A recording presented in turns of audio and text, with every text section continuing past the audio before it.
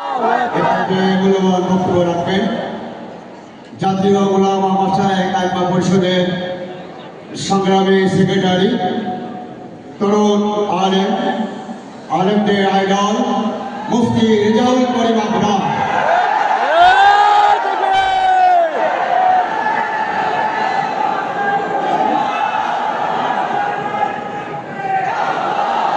السلام عليكم ورحمة الله وبركاته نحمده ونصلي على رسوله الكريم أما بعد ইসলামী আন্দোলন বাংলাদেশ ঢাকা মহানগর উত্তরের আজকের এই নগর সম্মেলনের সম্মানিত প্রধান অতিথি, বিশ্ব ইসলামী রাজনীতির অন্যতম সিপাহ সালার, আমাদের নেতা পীর সাহেব চরমনাই হাফিজাহুল্লাহ সহ মঞ্চে উপস্থিত জাতীয় নেতৃবৃন্দ, আজকে আমরা অত্যন্ত দুঃখ ভারাক্রান্ত হৃদয়ে এখানে উপস্থিত হয়েছি।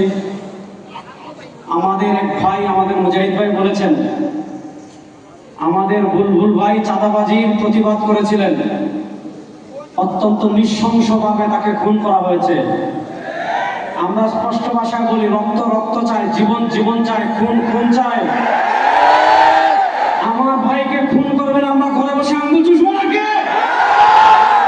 সরকারকে বলবো আগামী 24 ঘন্টার ভিতরে আমার ভাইয়ের খুনের বিচার চাই। আমাদের শরীরে চাঁদাবাজির কোনো গন্ধ নাই। ইসলামী আন্দোলন বাংলাদেশের কোনো কর্মীর শরীরের গায়ে চাঁদাবাজির কোনো দাগ নাই। 2024-এর জুলাই আগস্টের বিপ্লবের পীর সাহেব চরমনাই নেতৃত্ব দিয়েছেন। তার কর্মীরা চাঁদাবাজির প্রতিরোধ করবে, তাদেরকে খুন করবেন, বাংলাদেশে আগুন জ্বালিয়ে দেবেন। 2 নম্বর কথা বলবো, 2024-এর জুলাই আগস্টের গণবিপ্লবে আমরা আল্লাহর জন্য রাস্তায় নেমেছিলাম, এজন্য আমাদের নেতারা ক্রেডিটবাজি করেন না। আমরা দেখেছি 2024 সালে 18 আপনার জুলাই আমাদের নেতা পীর সাহেব চরমনাই বলেছিলেন, ওই পিছাস আমার সন্তানদের মুখে কেন গুলি করলে? আপনার 18 জুলাই থেকে নিয়ে 36 জুলাই পর্যন্ত একটানা রাজপথে নেতৃত্ব দিয়েছে ইসলামী আন্দোলন বাংলাদেশ। 2024-এর 5 আগস্ট প্রথম ঢাকায় কারফিউ ভেঙে যিনি মাঠে নেমেছিলেন, তিনি আমাদের নেতা মুফতি সৈয়দ ফয়জুল করিম সাহেব।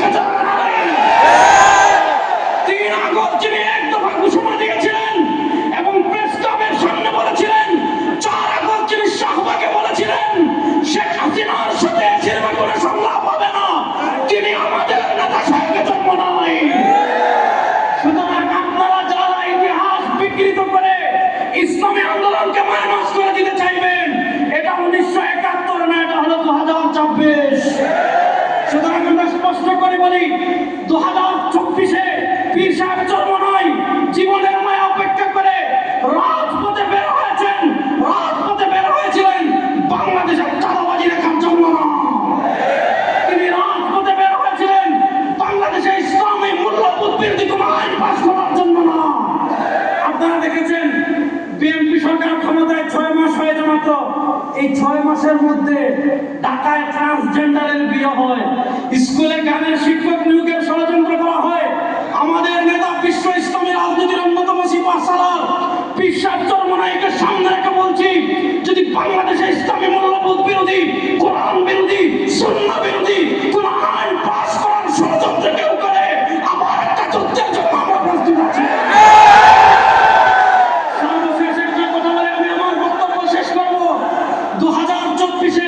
বাংলাদেশে যখন ইসলামকে ক্ষমতায় নেওয়ার সময় এসেছিল, আমরা দেখেছি কেউ ভারতের এম্বাসির কাছে বিক্রি হয়েছে, আবার ইসলাম নামদারি কেউ আমেরিকার কাছে বিক্রি হয়েছিল। আমাদের নেতা শরিয়ার প্রশ্নে আপোষ ছিলেন, কোন এম্বাসির কাছে তিনি বিক্রি হন নাই। রব্বে কাবার কসম করে বলছি, আমাদের নেতা শরিয়ার পক্ষে ছিলেন। আমার নেতার সামনে পিছনে থেকে শরিয়ার বিজয়ের আন্দোলনে আপনারা বিশ্বের চরমনাইয়ের সাথে আছেন তো সবাই জানেন।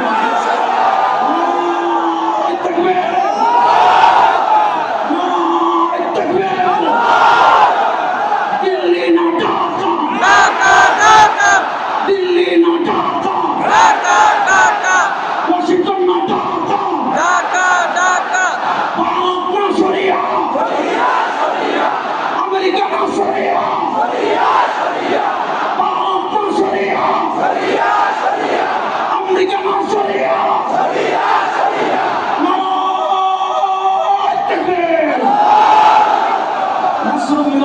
সমর্থনকারী। আসসালামু আলাইকুম।